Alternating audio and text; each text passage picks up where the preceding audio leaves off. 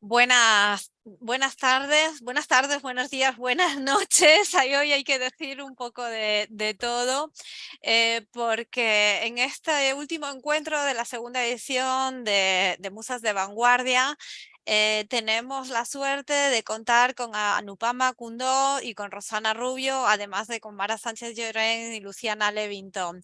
Dar la bienvenida a los que se incorporan a través del Zoom y también a la mayoría que se incorpora normalmente a través de YouTube.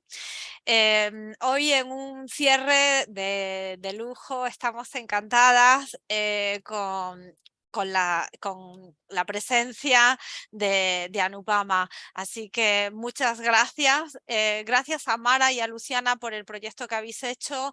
Ya han sido 2 años con encuentros de gran interés para todos, para conocer un poco de esas mujeres creadoras, tanto en el mundo de la arquitectura como en el mundo del arte. Creo que tiene un valor fundamental para las nuevas generaciones y para aquellos aficionados. Ni siquiera hay que ser arquitecta o artista para entusiasmarse con este proyecto.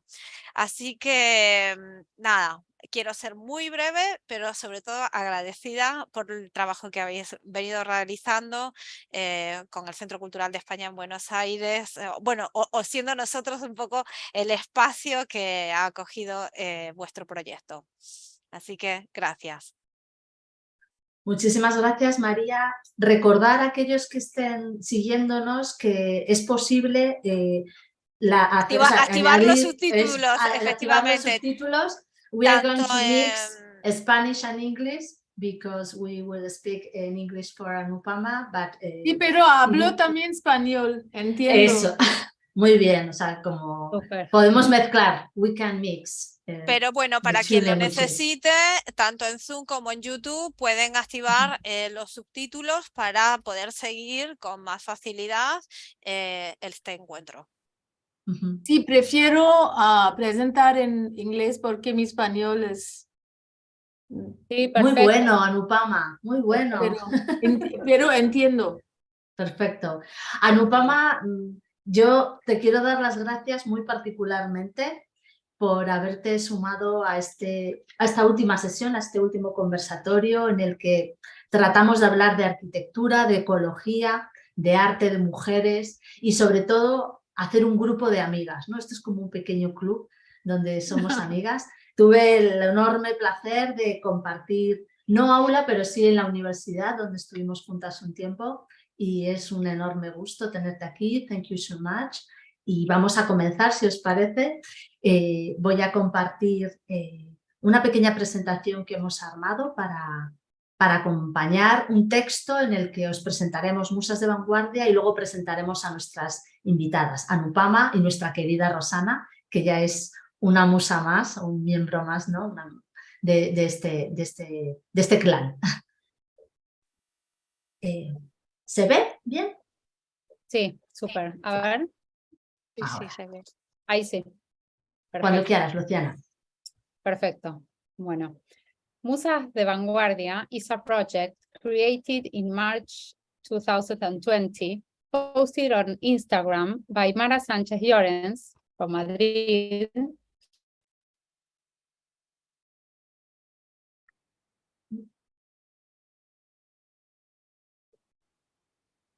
and Luciana Levinton, me, from Buenos Aires. I think I'm going to share better the PowerPoint, Luciana, because I think there is a problem with the sound. Sí, creo que la conexión de Luciana se está trabando. Voy a compartir mejor el PowerPoint. ¿Lo veis? ¿Veis la pantalla de PowerPoint? Todavía no. No. Perdón. ¿Ahora? Ahora sí. Vale, pues mejor así porque da problemas. Ok, perdona, Luciana. ¿Luciana? Sí. Puedes hablar ya. Yo, perfecto. The aim is twofold and clearly pedagogical, to give visibility to the work of women creators with certain histories in common and to reach childhood. The project is divided in 2 editions, which take place in 2021 and 2022, raising awareness of vanguard muses as women migrants and ecologists. Musas de Vanguardia pays homage to inspirational women creators, a project to enjoy as a family aimed in a particular way at childhood. The 6 creators who have the leading roles in the first edition were migrants all their lives and turned this circumstance into a creative event. Thanks to their work, they became vanguard muses in the context in which they lived.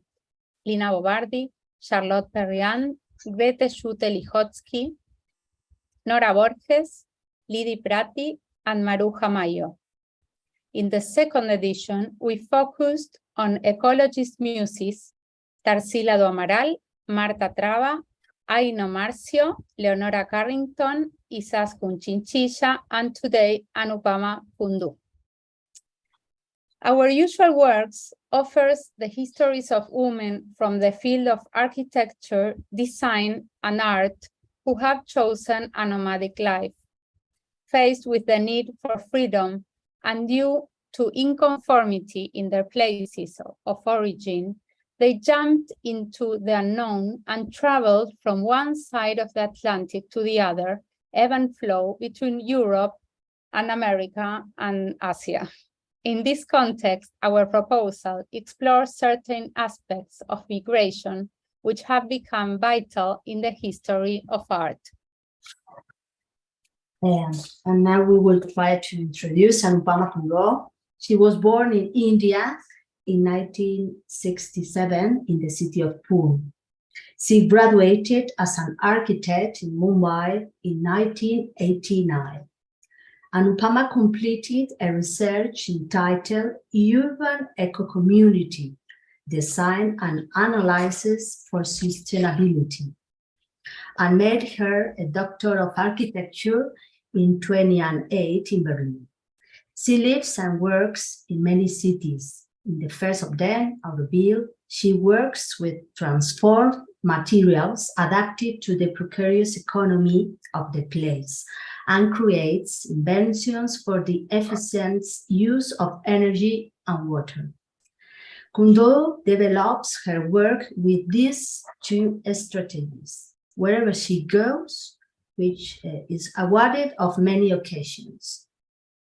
In 2012, Anupama reconstructs a part of the wall house at full scale at the Venice Biennale. That reconstruction favored collaborative work between Indian and Italian artisans and experimenting with recycled materials.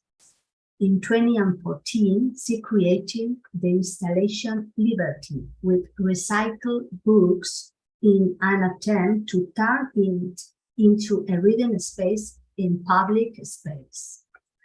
Recycling is a practice that transforms waste and useless things into usable resources, reducing the impact on the environment and taking care of nature. Riva Charles Jenks awarded her in 2021. Anupama Kundoo has stated, quote, "I have tried to promote the idea that the architectural imagination must transcend design and enter the realm of science and the economy of materials, where some of the most relevant questions reside. The central idea of my research has been to find practical ways to justify the universal human aspiration for shelter, purpose, and social engagement, so that together we can build an environment scenario in the age of climate change. Rosana Rubio is an architect, researcher, and professor of architectural projects at the University of Tampere in Finland. He obtained a degree in architecture and PhD doctoral from the Madrid School of Architecture of the Polytechnic University of Madrid, and a master's in advanced architectural design from the Graduate School of Architecture, Planning and Preservation at Columbia University.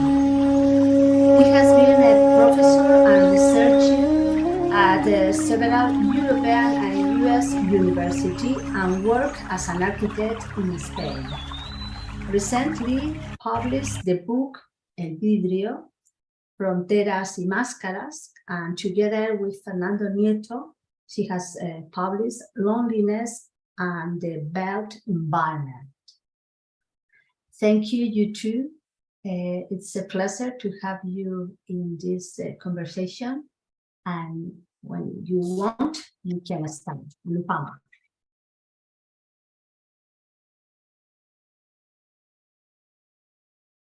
Just a second, I unmute. So I'm just going to share my screen now. Okay. First of all, Yes. Thank you all for having me here. Let me formally thank you. It's a great pleasure, Mara, to reconnect with you and Rosana. I think it's the first time we are doing anything together, although we were together all the time. We have the distance to actually do something together. And I hope this is just the beginning, really, because I really appreciated the unspoken, connection we had. And I'm so happy to see how from small thoughts, it becomes actual things. And I really think this will also lead to something. So I thank you in advance. And to all of you whom I have not yet met in person, thank you for your interest in my work. And I really love the topic. So I'm just going to show you a couple of images to be able to just discuss ecology afterwards through not only my ideas that were there before I built any architecture, but once the architecture is built, I think seeing is believing. And I think it's good to save a lot of words by showing the work already, so I'm just going to, I hope you can see me, right? You can see my work, right? You can see the slides, and I'm going to now project Yes. out.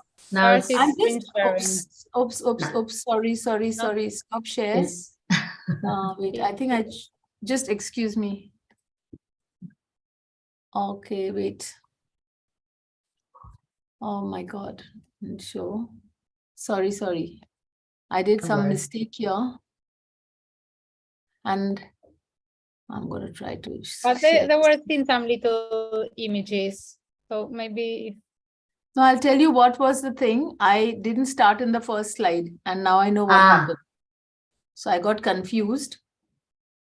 Okay, now you see, right? Okay. Can you see? Perfect.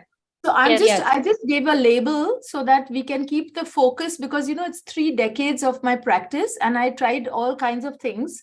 It has been a laboratory for me, actually. But to discuss today's topic, I want to find a common ground with Rosana also. So I thought of calling it the architecture of coexistence. And I want to talk about human resources alongside natural resources, because people are talking about ecology today only as if they are addressing a problem of the post-industrial age of doing non-ecological. So they are talking too much about natural resources running out. Recording in progress. There's too much, there is too much talk about the natural resources running out. And we are talking all about materials and specifications, but what we are not talking about is how human resources engaged with natural resources, which is the more important thing for me. Now, unfortunately, because of the industrial mindset, we are thinking everything is standardized and as if only the external things have to be changed. and we are not reflecting on the human way of doing things and the current building habits in the light of the larger ecology. So I will discuss this later in our discussion, but what I wanted to just give images of that former times architecture was not about finding fetish of materials, but just building with anything which you have next to you. If you have ice, you build with ice. If you have wood, you build with wood. If you have no trees, you build with domes and with the earth around you. And the refinement of architecture, a simple or difficult structure, had to do with the crafting, if it was more complex, or the engineering and the human hand or the human ingenuity, what they did with what was lying around, whether it is cooking or whether it is clothes making, jewelry or architecture. So today's architecture has the consequence where a standard product is being put everywhere with a grave consequences. One of which is that you always have environmental, social, and economic imbalances, including affordability, and neither those who can afford nor those who can't afford, nobody is happy because architecture is a custom-made product. It is being made neither as a common product like an iPhone, nor it is a design thing, and we are in that crisis, I think. So for me, the crisis is about the post-industrial culture, or the habits rather.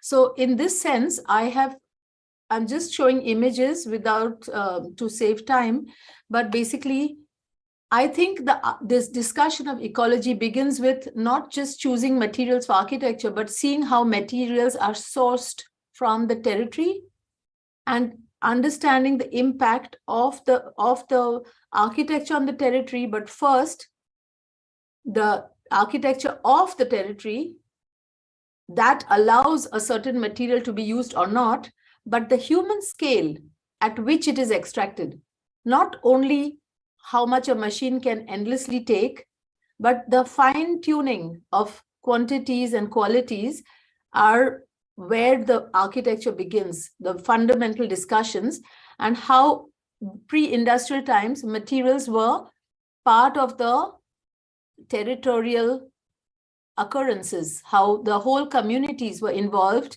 in making material. They are not making bricks for 8 hours per day in a factory. They are also farmers. They're also growing the wood with which they fire it. So the work-life balance was more fluid. And through that, we had a certain material culture where the ovens for making bricks were stacks, and afterwards the material, when the kiln finishes cooking, also the kiln is part of the bricks, and there is nothing left. There is a field. All of this meant that we were producing bricks and almost any material with much more and less energy. That means despite all technological advances, humans are using more energy to even make brick. So why is that progress? Is a question, and secondly, so when through this type of deep thinking about how human resources interact with material resources, natural resources, then what choices do you make, and where is the right thing to be done, and what is the purpose of the human advancement that requires a new kind of design thinking? And initially, my architecture was all about, it was a lot of resistance to build with exactly what is on the ground.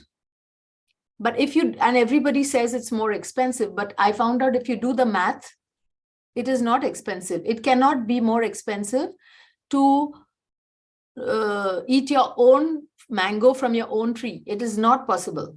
It is a accounting which is flawed. The real costs are ignored. So similarly, I was looking at even a stone, looking at the whole context from where it comes, how is it taken out, and then applying it to architecture. So the architecture is contemporary, but the materials and the skills can be anchored to the actual people on the spot to create local economy, but also to improve the architectural efficiency to produce more square meters with less resources. So these are, for example, self-supporting structures with terracotta because there are potters, or because there are clay that is suitable, and pottery or non-potters. I mean, the lay person should learn, maybe then a skill has to be created to be able to use a material. So it was about critically examining what is there in abundance. If you use what is in abundance, you create local economy. And if you try to build with what you don't have, you create poverty. So these are some of the processes that I designed, more than the product. And that led to an architecture of a certain kind, where the being contemporary doesn't mean that the material has to be some futuristic one. It is futuristic because we are more ingenious in how we are applying knowledge. In that way, we are advancing. That means we are thinking more and more conscious. And through that, I produced a certain kind of architecture. And all these available elements were used as, for example, this is a lost formwork to be able to cast a concrete slab where you can save 60% of the steel. You create a formwork that is efficient, that you need less steel for a big span. And these are all engineering benefits that is often ignored in my architecture because there are many areas of distraction. In fact, many people call my work vernacular, which obviously we have to define what is vernacular. But if you go into the underlying decisions, it was all an effort for man to coexist with the nature, and with each other species, but also to experiment, because humans are evolving. And if we use our brains and our hands and our time and all our human resources, then we advance. So ecology was not like trying to be guilty to use less, but trying to use our intelligence and not wasting it. At the same time, using our consciousness and enjoying that we are in sync with the larger habitat and environment around. These are co-housing projects where, participatory strategies were used. This is a radical project of building mud houses and cooking them in situ, firing it in situ to make it into brick. That means the joints can also be mud, and you don't need cement. Fire is the cement. So there were radical experiments undertaken in some of the experiments, in some of the architecture. But the purpose of the architecture that I was searching for our troubled times was to build knowledge and build community in the course of building buildings, so that we will be able to navigate the place where we are standing now at the crossroad between architecture at the cost of environment. And in the more modern materials, in the high energy materials, I'm working with ferrocement. It's a way to reduce large steel bars by replacing them with chicken mesh and other fibers. So some of my researches have had to do with, producing modular housing and producing in a manner that people can build also without factories, because I realize the factory way of production is sometimes causing too many energies to be spent, and pollution and all that. So I was trying to keep overheads low and build architecture out of that. Very thin elements of 2.5 centimeters thick, which is ferrocement. It has a lot of interesting properties for disaster relief. And then I have also been looking at how ferrocement can be cast, because it's so thin, on Amazon recycled cartons, and to use very little high energy materials to produce architectural, elements. So this kind of things have been exhibited in my solo show in Louisiana. The whole, all these years of my work, how I'm inspired by the way I look at the universe and the way I look at territory, and how I make my architecture not forget the territory in which it is and try to enhance it and not deplete it.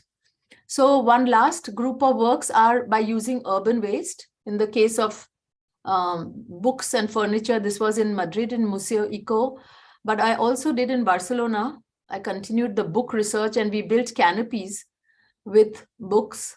So I think architecture has a tremendous potential to be permanent, to permanently absorb urban waste and capture it, and not use resources where necessary, particularly temporary buildings, but also building processes could use urban waste. And wherever there is a chance to save materials, I'm doing it. You know, this is in Mexico, but I think this is in Segovia. It's for students also to learn to think one-to-one in real scale, real materials with real people and real places, so that everything is not about renderings and models in another scale. And the last image I want to show is that since a year, I have been appointed as the head of urban design for Auroville. It's a place that most of my projects were located, but I also assisted Roger Anger in developing, I collaborated with the chief architect who designed this walkable city in South India, car-free city where there is no ownership of land. And I'm in that city, this is a project of mine in the foreground, a youth hostel, but I'm developing one of the large elements, a co-housing project of 8,000 people. So I have also been applying some of the experimentation from mobility to green infrastructure and looking at economy and governance and all those other things in a holistic way. So this is my other side of thinking of the ecology, looking at the whole city as an organism.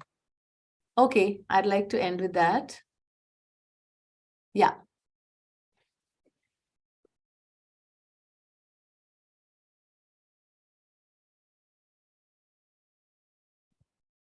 It's muted. Yes, thank you very much. It's amazing all the process of your works. And you can show us an atmosphere of collaboration between you and the artisans, and especially with the landscape. So it's really amazing. Marvelous. Thank you very much. Thank you. Rosana, you can begin if you want. Yes, and well, thank you all for this opportunity to meet again, Anu.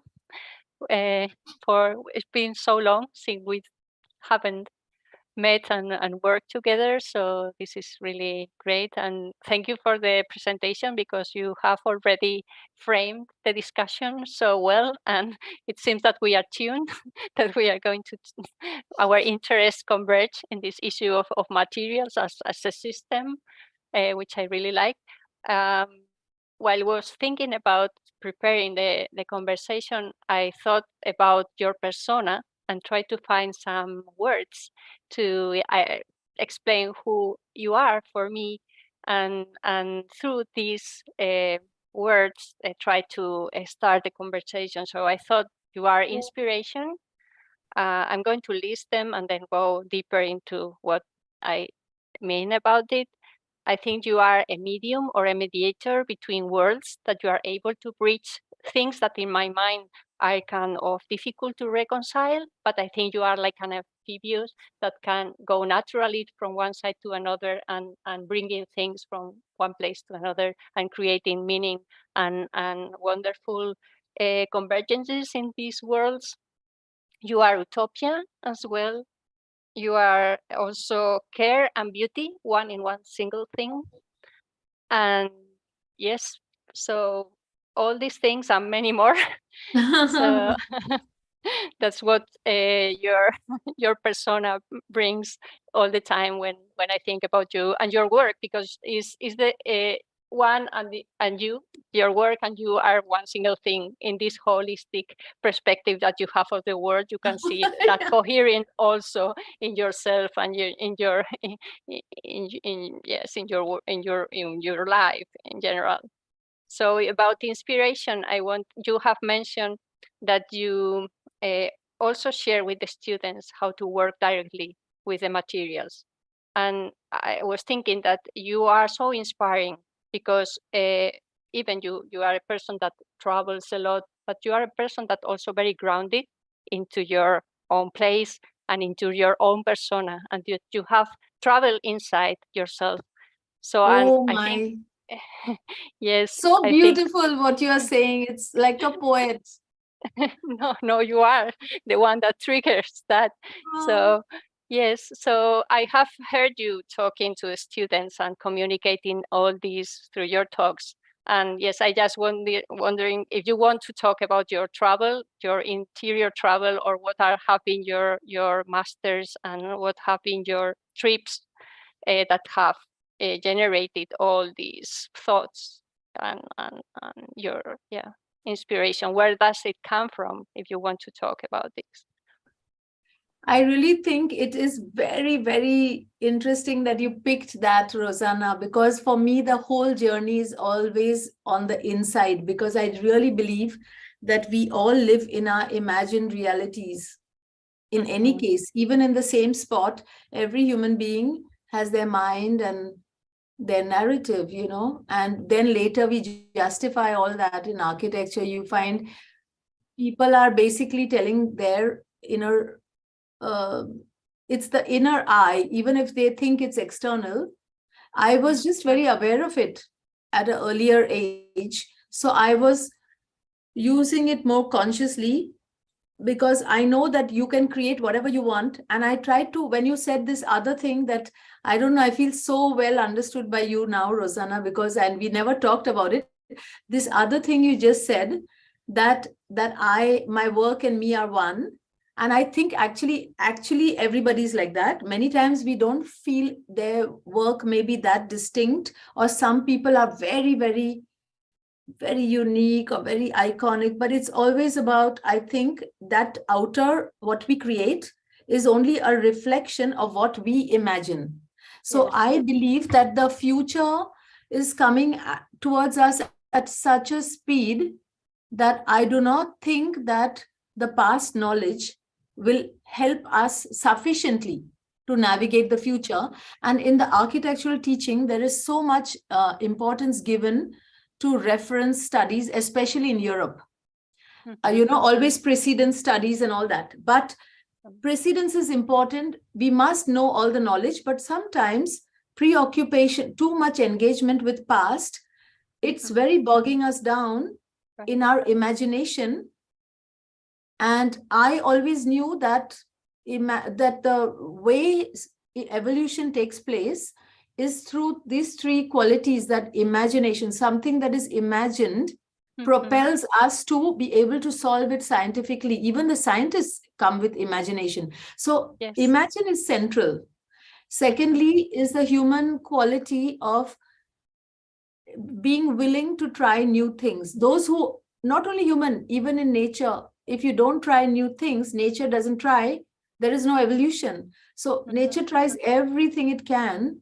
And also humans can, if you use this quality of imagination together with willingness to try new things. And the third is to be ready to adapt and to let go and not be stubborn when something is not working. To realize that if things are resisting, then that's why we need to find ourselves. And so very early on during my studies, I applied the principles that I was taught about architecture to apply to create also myself. Who am I going to become because of what I made, you know? So yes, I like to apply my inner journey to the architecture, and the architecture strategies that we are taught how to take a vision to manifest on reality. I also apply to my life. Like if I want to, in 5 years, I want to be there, what do I have to do to get there? It won't happen miraculously. So same way, so I applied the two learnings together, and you're very right to catch it, because it was not something accidental. It was quite deliberate to do that, yes, you know. And so, yes, it has been an enormous interior journey, but the interior journey has gone by thinking, what is the biggest future I can see from where I am at that moment? And then I try to climb my way onto the mountain And then you can't stop, because as you reach the mountain tip, then you see the next mountain. And you Yes, see how far you are from. Right. You are a newcomer all the time. When Yes, you all reach the that time. point, And we again, need to project the future again. Yes. So I think that is also very interesting, Rosana, because I think the problem is when we get stuck in the comfort zone, when we are lazy or we are afraid to take a risk, we are actually taking a bigger risk when we don't take a risk, because we know that evolution is, or this climb, everything is constantly expanding. So if you're not willing to expand, you will be out of it. I mean, you have to move all the time. Like, you can't say, I did my sports yesterday and now I've got a good body and I'm never going to do any movement. Right. It's going to go in a few days, you know. So that is another reality to be accepted, that it will be a constant instability of constant expansion. We will always be insecure, uncertain. We will operate. We have to be certain in the uncertainty. So there'll be new things unfolding. I think it's okay to feel comfortable inside that somehow. Yes. So I always experiment. You know? Right. Yes, I can tell that. One question regarding this, because you were working in India and already building, and then you decided to do your dissertation in Europe, in Berlin. Was that something intentional? Was Berlin a place that you picked, or what? How does it go? I am curious, because it seems that maybe it's for a purpose to go there. Yes. No, actually, some things, sometimes my personal life situations have made me navigate. I'm not so much that way experimental that I want to travel everywhere, go everywhere. I am the type who, maybe I'm too Indian in that sense, that I feel if you're very rooted, then the whole world comes to you. So I'm more the person. If I didn't have external circumstance, I would remain in the same spot and grow deep roots. And I think when you grow deep roots, your branches spread, and it's the same thing, you know. But the reason I went to Berlin, I always wanted to study more after I graduated with architecture. And I started my practice at the age of 23, very young. I immediately started to work alone.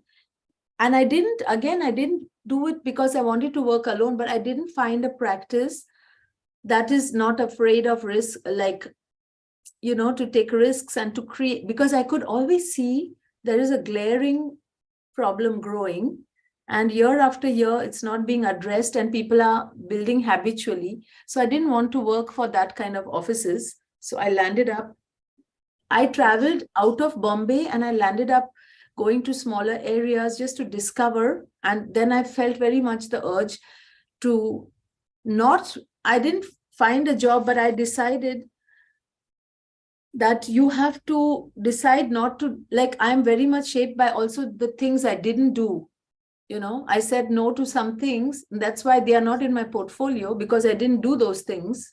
Right. I would love to make a negative portfolio of all the things you didn't do.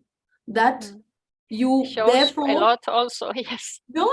And then what happened is I was doing that practice, but actually I wanted to study. All my friends were going to the US and I was not in a situation with my family and all that to do that. So I remained and I went deep into the problem of my country and what is the problem between colonization and how the Western thinking of industrialization is superimposing in a country that is not industrialized yet. What are the problems with that? So I went deep in it. I started material sourcing, all those, understanding going deeper and observing. And through that, I had done almost a decade or more. I had already a lot of buildings. So when I went to when I did the PhD, it was not to go to do a PhD. I started getting some offers for teaching. And I had come to Europe. And, I had used to visit to give lectures and so on. And then that's how opportunities were opening up. And I thought I might as well. And then it was because I was pregnant that I couldn't travel. So I thought I might as well use the chance to do a PhD. It looks a bit crazy. but we are with women, this topic.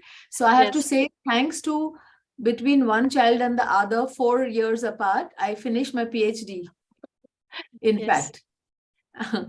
Yeah, That's great. in that Yes. time. So that's beautiful that you are sewing Yeah. together your life with your And opportunities the more I your did, imagination. yeah, and the more that students used to approach me, and because I started very young, I used to have a whole lot of people informally approaching me to be inspired and feeling like the things they are taught will not empower them to start a practice. So they would ask me. And then I thought I should help more in academic way, but I didn't want to give up my practice. So I used to call them to teach them in my sites. So I was free from any institution.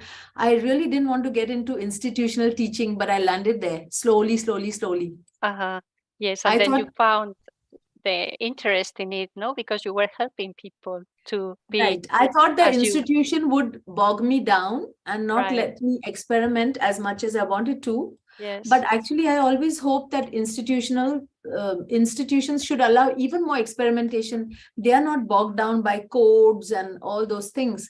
But we are afraid, I feel, to try things out. And so I thought, okay, I'll be in the, I grew inside the academia through the PhD and other things. So now I have this leg of practice, research, and teaching. And teaching. Tripod. Yes. Yeah. It growed more complex, but also seems to flow together and go together. Yes, I was asking this also because one of the things that I found interesting of you, of this being a mediator between this academic knowledge or theory-based knowledge and your relationship directly with the practice.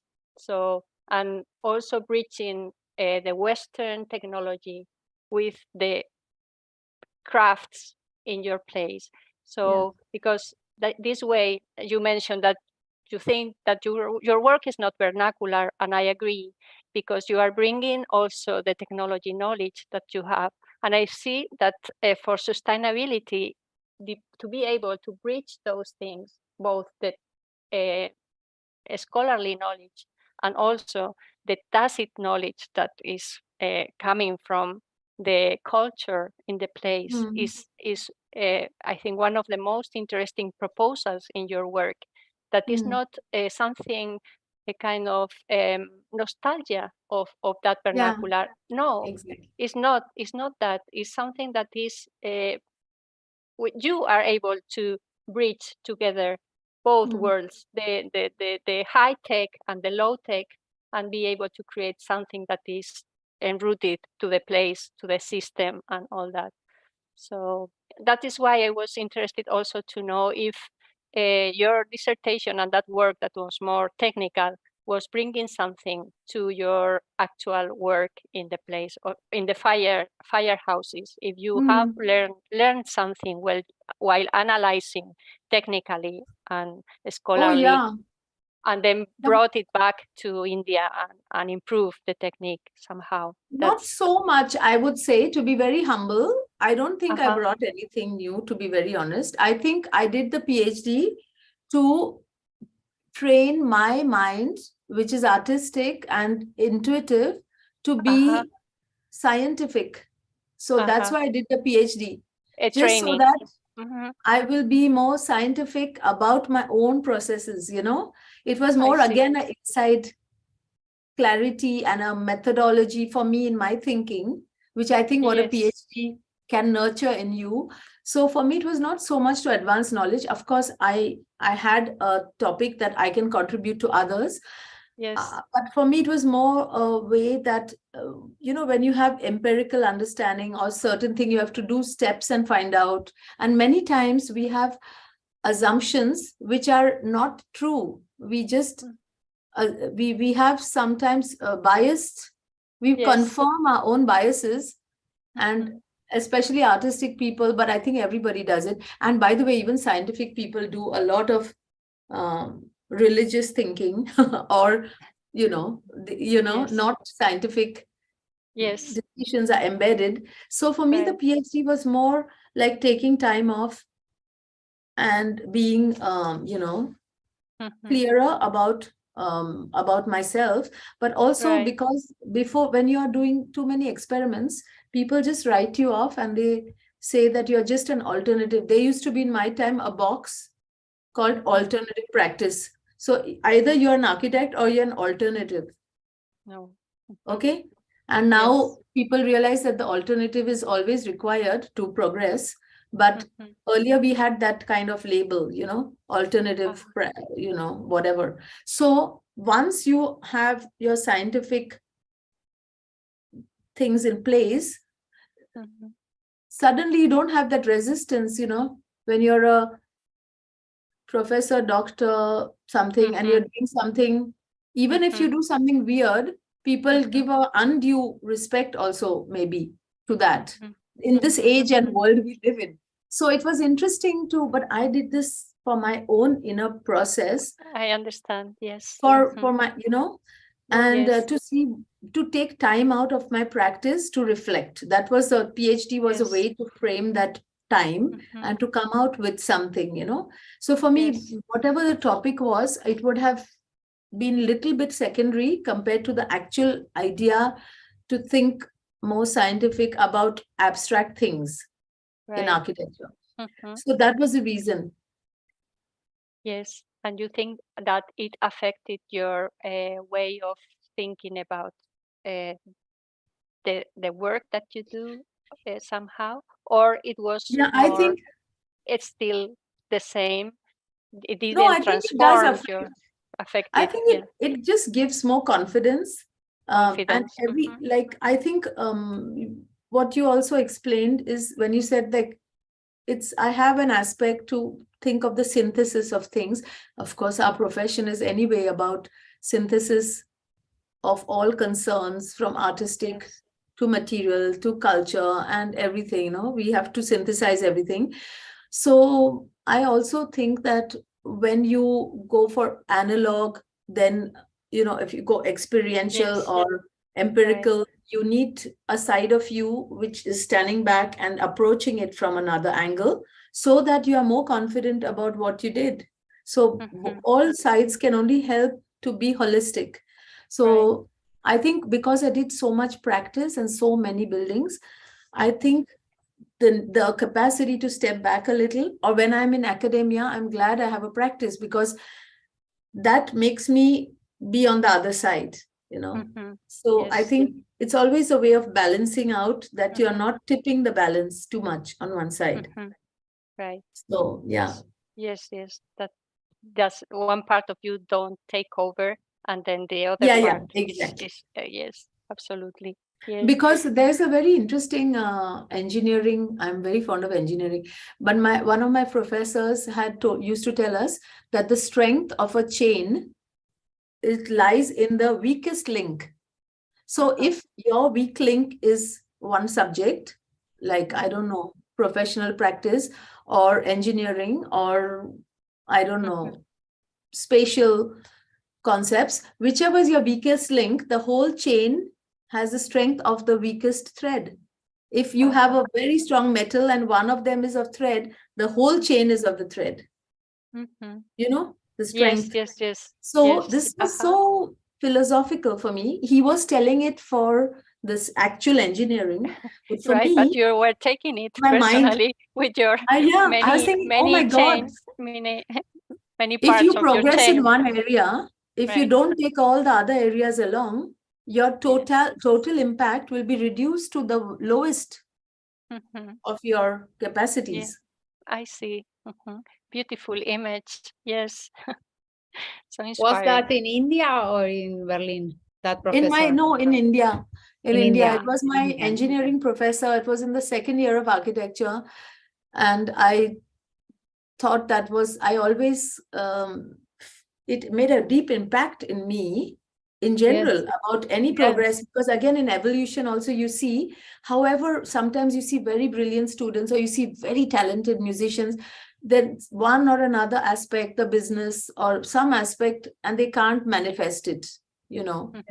And then you see other people who are less talented, who manifest everything because they have a more holistic capacity, maybe not any one quality outstanding. Either they have to work in teams of that type, or they could be limited, you know. So I don't know, these are just reflections. Yes, and you know a lot about working with people, no? When you build, I love the pictures when you are working with the workers there, and I suppose, yes, that you have a lot of I enjoy that, but also, experiences. but I don't think, again, that is something I constructed. I think I really believe that I believe that we are all connected. We are all humans together. I think we are like a organism. I really used to believe that, because, you know, when you look at those pictures, when those birds are flying, or fish formations, murmurations in the sky, from far it looks like there is a bigger organism. Or when you look at groups of stars, but we tend to believe, you know, families and our bonding, it's actually, it is real. Like now we are all talking one theme. I really believe that sometimes it's just our consciousness which makes us feel separated, and we think we are so special. It's only the mind. In the body, we continue to do things with each other and everything. We together, we work with some other people. We are not actually independent, but it is just the way modern man is maybe perceiving themselves. I have a feeling. So and I believe I came to all these realizations because I also, when you talk about ecology, I think the problem of ecology should not even actually be a topic, because if you see the definition of ecology, it's about organisms, how they relate. I mean, it's a study of organism and the organism's environment, and how the organism interacts with the environment, and the environment, or with other organisms in the environment. So I think our problem, no organism can exist in a vacuum. And I think our problem is only because in our mind, we forgot that we were always connected. Even if we don't, like if I don't believe in death, doesn't mean I won't die. Or there is a person who doesn't believe in gravity, he won't not fall down, he will fall. So the universe doesn't owe us the explanation just because we don't. It's nothing. It's one man's thought. It's nothing. So I believe that the ecology anyway exists, and that's why what anyone does affects everybody else. Every organism's action affects every other organism, and it affects the environment. So I think the problem is only that in the industrial revolution, after the industrialization, we forgot when humans were directly involved, intuitively they were connected to each other and the workplace and to the territory. But when we gave it to the machines, the machine is not reporting back to us when they are causing out of scale actions. And so we lost a little contact, nothing much. Only last 100 years we have gone in the wrong side of things. And I think that's why our problem is only a problem of our consciousness. And therefore I put a lot of my interest as a human, as an architect graduating 30 years ago. We already knew, you know, there was the One Earth catalog, and all the idea of the global was coming. Everybody was realizing the total vision, and still we were in denial about us working as an organism. And our collective has all, I mean, the collective consciousness, the individual consciousness, if we choose to be unconscious, then we don't see the pieces of the puzzle. But if you want to choose to be conscious, then we realize we are connected and so on. So I put a lot of attention, and to bring it back to that point, on my inner journey, because in the end, the journey is of your consciousness. And the more you are aware, the more you can try to avoid decisions that are unconscious. That's all. We will never be perfect. It will be up to our level. But I try to think that when are the unconscious decisions creeping into my conscious decision? And when I see that something is unconscious, I think, why am I attached to that? Let it go. Yes. Yes. So in Makes fact, you aware in a way. Yes, Sure. sorry, go ahead. Yeah, yeah. No, I wanted to share that I'm thinking all of the time that you are talking about an own trip on yourself. You are all the time talking about the movement of you in that organism that you are thinking about ecology. So it's really important to teach our students this collaboration between the other, because you are in the world, you are yourself, but you are in the world, your own world and the whole world. And this is in fact what we should teach, this I think connection. also students have much more sense of community before they come to architecture school. I think there's something about the competition culture that has somewhere make us compete for on other levels that is unnecessary. I Maybe. agree with that. No? Yes, that each one has to be like excel by themselves, but to achieve like a collective excellence, Yeah, but not just to compete with the others. So to so I think that's so. a bad message if we give that to students.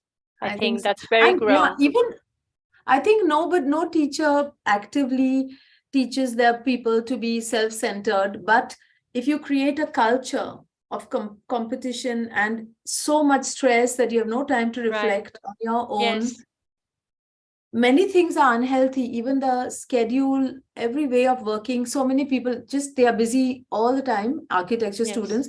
But when you're so tired, are you thinking correctly? You may be spending your time badly because you don't know how to manage time. Already that creates a biological clock problem. And, there's so many things. I think it's all a balance in our work-life day also, a little bit, no? Is to care about yourself if you want to care about the world. No, you have to be. Right. Yeah. Absolutely. Yeah, I think so. Yeah. And so that's why when I think that's why I chose the title of the architecture of coexistence, because I think you have to design that coexistence between, like in an architectural project, I always see that every individual, even if we are a group, even if I design a single house or a housing or a public building, each individual, each user will need to feel well in those spaces on their own. And the same individual will need to be also social. So we will have to navigate how the one organism, in our case, human, is dealing with other humans. And in the same space, or how does it shift from private spaces to public? And how do their coexistence superimpose on the coexistence with nature? Because all our need to breathe, to see, to all our senses, exchanging the porosity of the architectural material to exchange with the environment, whether it is for looking at the sky or, or to breathe fresh air. All these things are coexistence matters. And I think we have to design the degrees of all those invisible exchanges also, whether we do it consciously or not. And therefore, I think there is the architecture of ecology kind of, is about the interactions between organisms in the context of the territory. Yes, that's why your architecture is so enrooted in where they are. You are creating the landscape because it's not against what is there, no? And actually, all architecture all over the world was like that. So I don't want to take any credit. It's only that since industrialization, the mainstream are going in the opposite way. And we may be fewer people going in this way. Like in an airport, many times I'm the only one going here, but that doesn't mean they are right. If there are 100 people, they may still be lost, because behind those 100 who are going there, there's one guy who just lost his way and the others were following. It happens so many times, So I don't think that just because more people are doing something that it is right. Right. Yes. Yeah. And do you think, Mara, because you have been talking about the interaction between Europe and India, the knowledge and scientific and your own experience, do you think there is a technology everywhere, an own technology and a specific technology in a place? No, I don't think so. I honestly deeply believe maybe that people will maybe not agree with me, but I'm being honest that how I look at it, I believe that there is only one organism called Homo sapien, and there is only one planet called the Earth. And in the planet, there are different climatic context and geographical or territorial context of based on which either only two things are different. Either the climate is different in every spot and the material below you and around you are different. And all the rest is same. So there is one law of gravity, whether you are here or there, and the same human, you know, if like a German, they may say, oh, German architecture requires to face the sun. But the same German, if he goes to India, he will require shade because he's the same Homo sapien who can be optimally functioning in the same comfort zone of the same degrees of temperature, the same humidity. Okay, there is a little bit tolerance of what you're used, but by and large, all the humans need the same environment to not only survive, but to thrive. Like if you say, no, that dolphins require this and that, bears require that and that, then I'm sure humans do not require so much different. So what I used to ask myself all those days when we were taught about developed countries, developing countries, these are all colonial terms, okay, I feel, because either you say there are so many specific, not even countries, cultures, even in India, there are mountains, there are 5 climatic zones, all the climatic zones are in India, from Himalayas to the beaches, dry and hot desert, we have everything.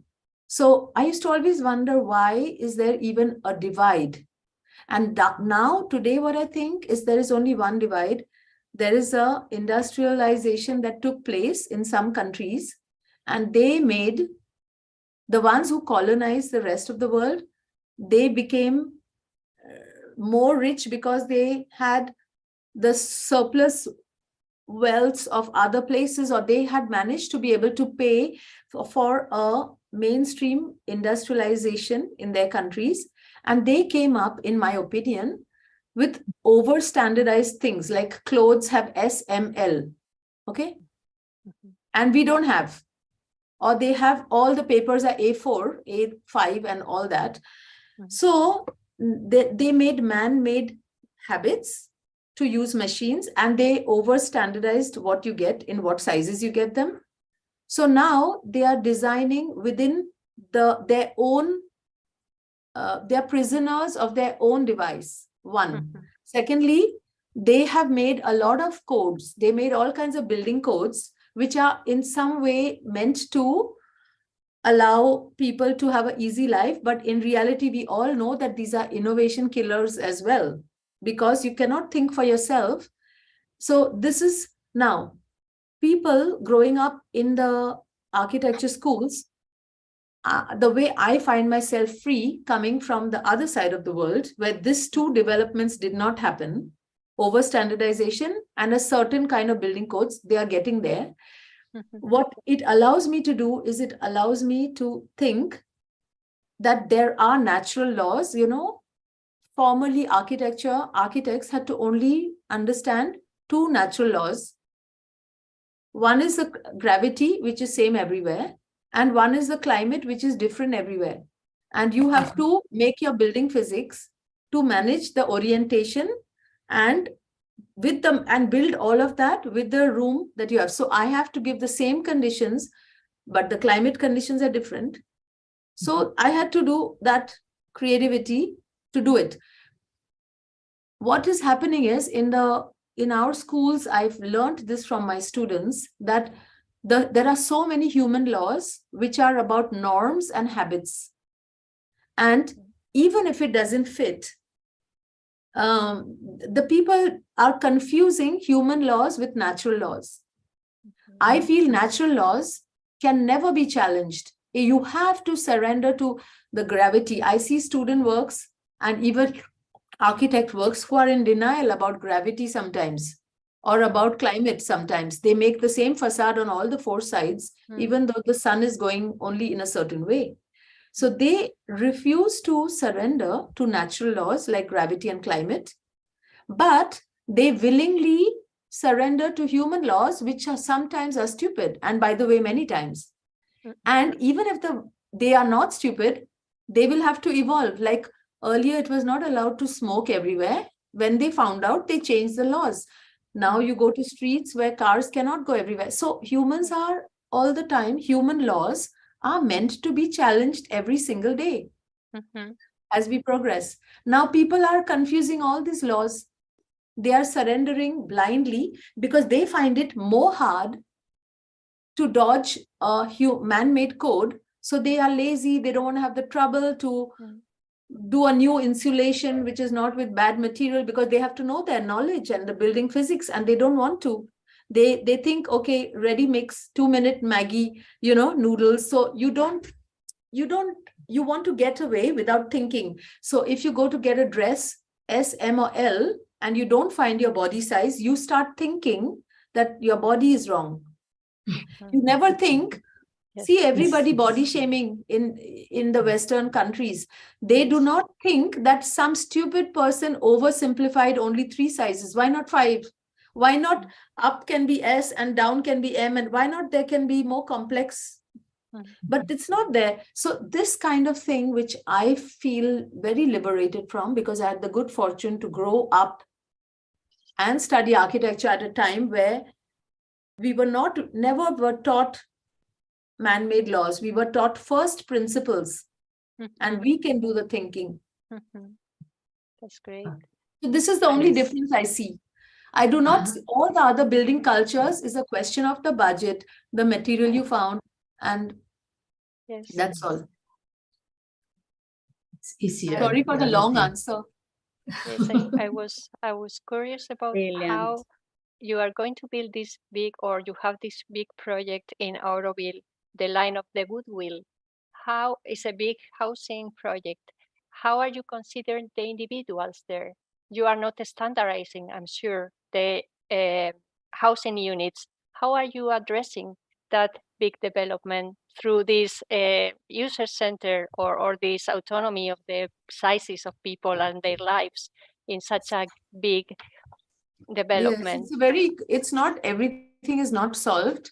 That project represents the open questions I still have for what I think what future we will have to all navigate. In Auroville, it's an exemplary town. We are supposed to, we are creating, it's a laboratory where we can test things we need in the future. And one of the things we need, everybody needs to test in the future, is how can we build more density so that on one hand, our city footprint is compact so that we can walk more and avoid the cars. On the other hand, we need to save land for agriculture and for forests and everything. So humans, first of all, in India, we are 1/6 of the global population on about 2.4% only of the global land. And on top of it, since I'm born to now, India's population is 3 times, believe me, it's a lot. But the global population is rising. And if we have a nostalgic view of applying technology to just, suppose I want to build with bamboo and mud and romanticize everything, then what will happen is I will be, all this energy I save in building low, because the technology doesn't allow me to build higher, all my saving of energy will be spent in the urban sprawl, isn't it? And you will spend and make horrible cities where everybody is all the time commuting. So we have to, it's a tug of war between environment and development, between high density and human scale. So I exactly feel there are some very difficult questions to be addressed. And I think it will have to be a negotiation between handmade and machine-made high tech and low tech, right.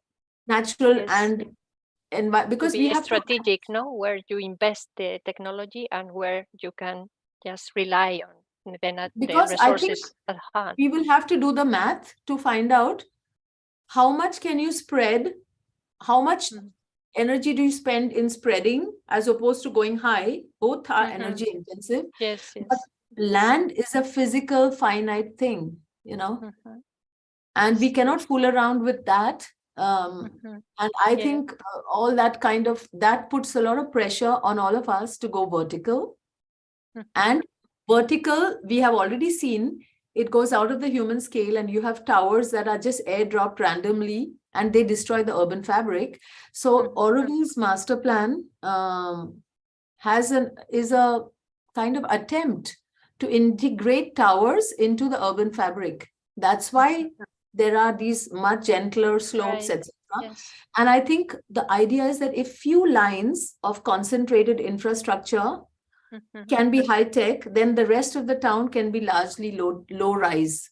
And it's so difficult, but I think I cannot, I have not, I am not, like you said, nostalgic about only building earth and so on, because I know the larger urban infrastructure issues of large populations eating up agricultural land and forest. Right. And I think that's the way to go, that we have to be like more complex thinking, no? Like not one thing or the other. So a mixture and a hybridation of things to find. Yeah, and when we talk about sustainability, some people tell me, the moralists, that how can you used to do all these eco materials, why are you working with ferrocement and why are you doing all that? And I tell them that, look, what is not sustainable is individualism today.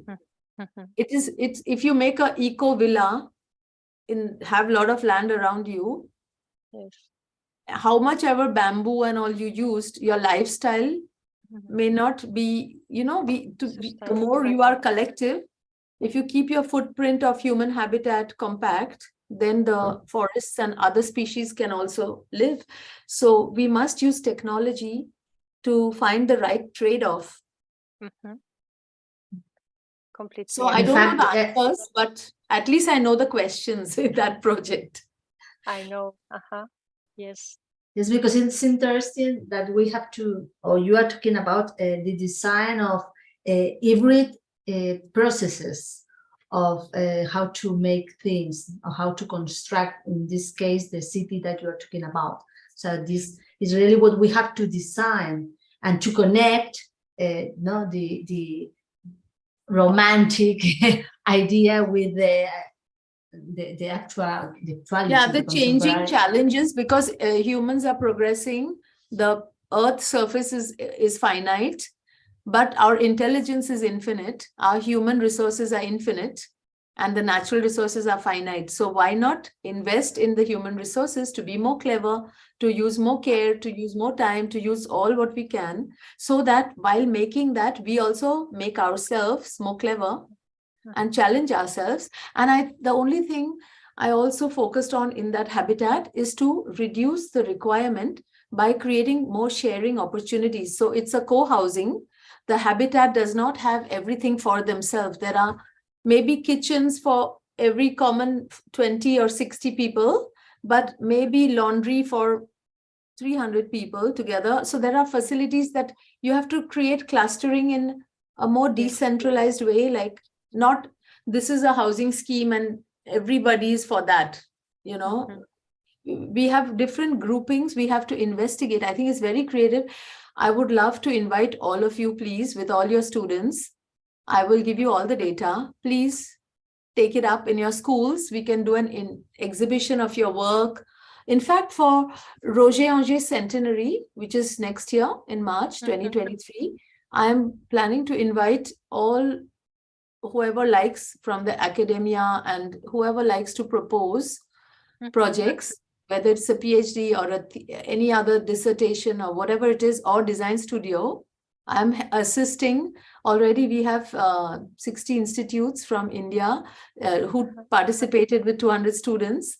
in this coming up with architecture, and we've given them a kind of urban design. But the topic is to examine housing if it goes beyond BHK. We call it BHK. Like you have the typical bedroom matrimonio, one bed. Right. It's like this now. Yes. Everybody for themselves. The future doesn't have to be like that. Every individual is adapting the house because the apartment doesn't fit. So why not create modern families, which are chosen families, or you can be there for a few years and move somewhere when another community. So, but in the vertical. So it's very interesting. I would like, if you want to ask your students to participate, I will be very happy to share the data and that would be great. That's a lovely invitation. Yes, thank you. Maybe I don't know if somebody wants to make a question, because we don't want to, you have to travel tomorrow, Anupama. Yeah. So if somebody wants to make any question, now it's the moment. Yeah. We have been talking in the chat because I didn't realize, because I was really interested in this idea of the technology that I have asked. And another thing, it's important for me. Do you think we have to be traveling all of the time ourselves, into ourselves, to discover, or no, you have to action? No, I think this is important. I think, I don't like too much to make generalizations, but regarding the technology, what I want to say is, I think a lot of the reasons why we find that type of local culture, a lot of it is because of habits, and some habits still serve us and some don't. And I like to see through the layer of habits also, but actually creatively, like chefs, good chefs will take the same ingredient, but they can experiment and make some totally different things, which are not, it doesn't put a question, is it local or global or whatever, it's just a good meal, and it's not produced with any bad values, but it could be still different, because I think humans do like to develop themselves culturally and advance or try new things, no?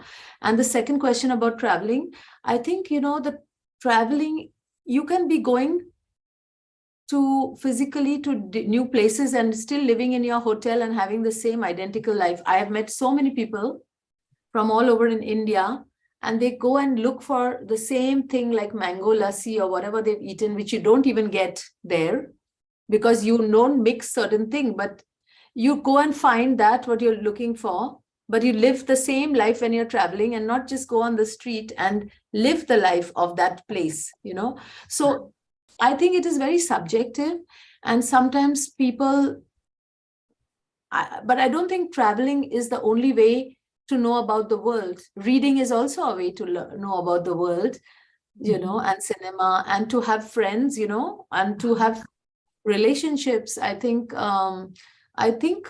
for me, I would say traveling is overrated in some way. I don't have a travel bug. I'm curious about the world, but I'm very happy at home. I don't go because I'm bored. More than any place, I like my home. I hate to go around with suitcases. I'm a very homely person.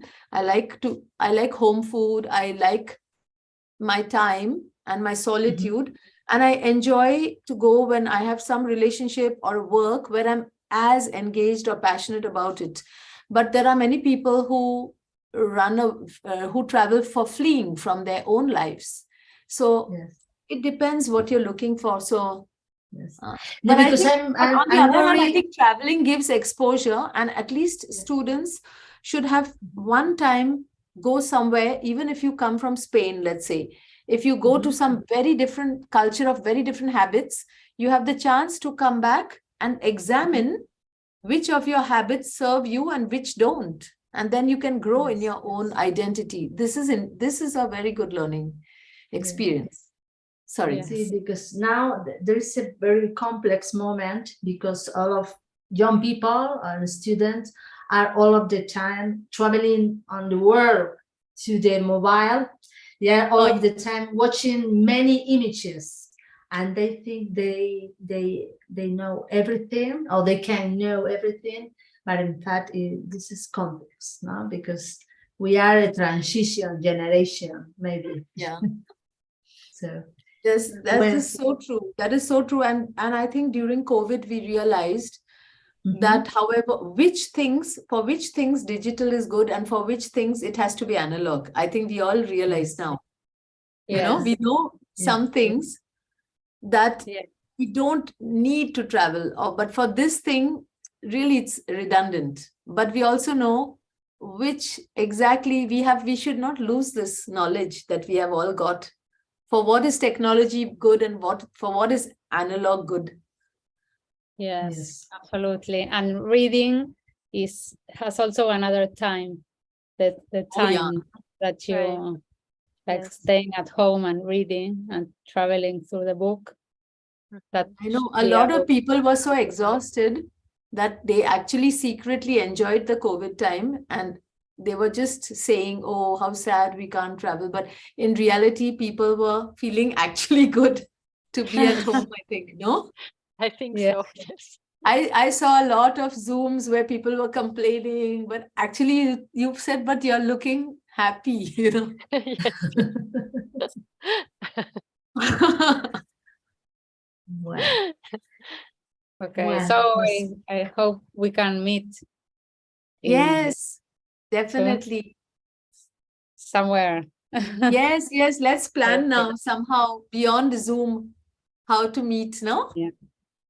We'll see. I think also there is it's different. I mean, on one hand, our conversation can reach out to so many people, but we remain in our living rooms and we are just feeling like we are talking to ourselves somehow sometimes.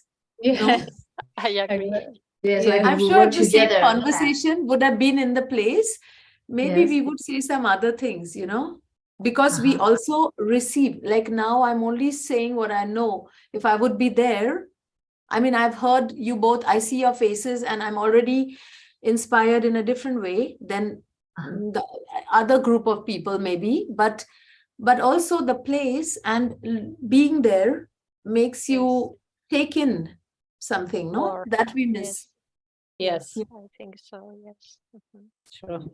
It's true. Well, pues, thank you, Anupama. Thank you, Rosana. I think we can finish. And I hope we will find again, maybe in Berlin or maybe wherever what the destiny decide.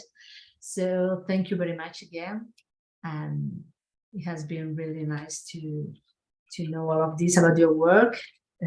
Congrats, really, because it's really interesting. And congratulations to you for this incredible initiative and that you keep on persisting and continuing. And yeah, I think also many of the things I shared today, I really have to thank Rosana because first of all, I have a very special bond with you, and because we have a lot of similarity without speaking about it. I feel it's a deeper connected. Even we don't see each other. Yes. And I think that has brought, I'm sure this conversation would have therefore brought also some other aspect from me, you know, because from you exact this group. So I really value that. So thank you so much for this. Thanks so much. Thank you very, very much. And thank you for all this year. All right. Bueno, muchas gracias a todos.